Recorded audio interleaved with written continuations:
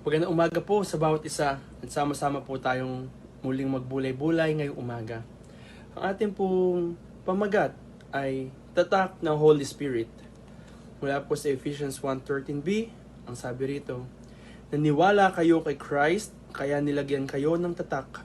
Yung Holy Spirit na pinangako niya, yun ang katunayan na Diyos na ang may-ari sa inyo. Amen. Napakaganda po. Atin pong babasahin sa inyong mga free time ay ang Ephesians 1 verses 3 to 14. Narito po ang ating devotion. May sasabihin kami sa iyo, nakangiting sabi ni Tita Annie, sabay abot ng ilang papel kay Alvin. Napatingin si Alvin kina Tito Ian at Tita Annie, ang mag-asawang nag-alaga sa kanya pagkatapos mamatay ng mga magulang niya. Hindi niya naiintindihan ang laman ng papers pero tumatak sa kanya ang sinabi ng tito niya. Anak ka namin sa lahat ng anggulo except sa batas. Gusto namin gawin kang part ng pamilyang ito. Tatanggapin mo ba ang offer naming i-adapt ka? May pagkakapareho ang sitwasyon ni Alvin at ang buhay ng mga taong nakakilala, tumanggap at sumunod kay Jesus bilang Lord at Savior.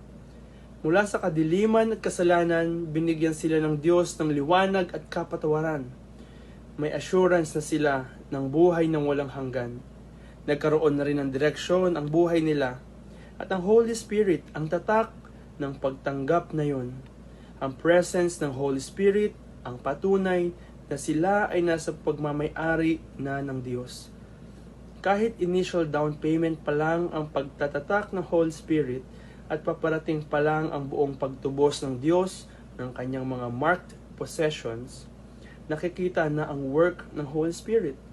May pagtalikod sa kasalanan, may pagsunod sa mga utos ng Diyos, may passion na manalangin at magpuri sa Diyos, at may pagmamahal sa kapwa.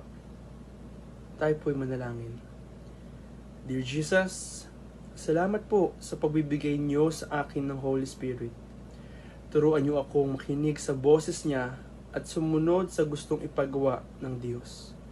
In Jesus' name, Amen.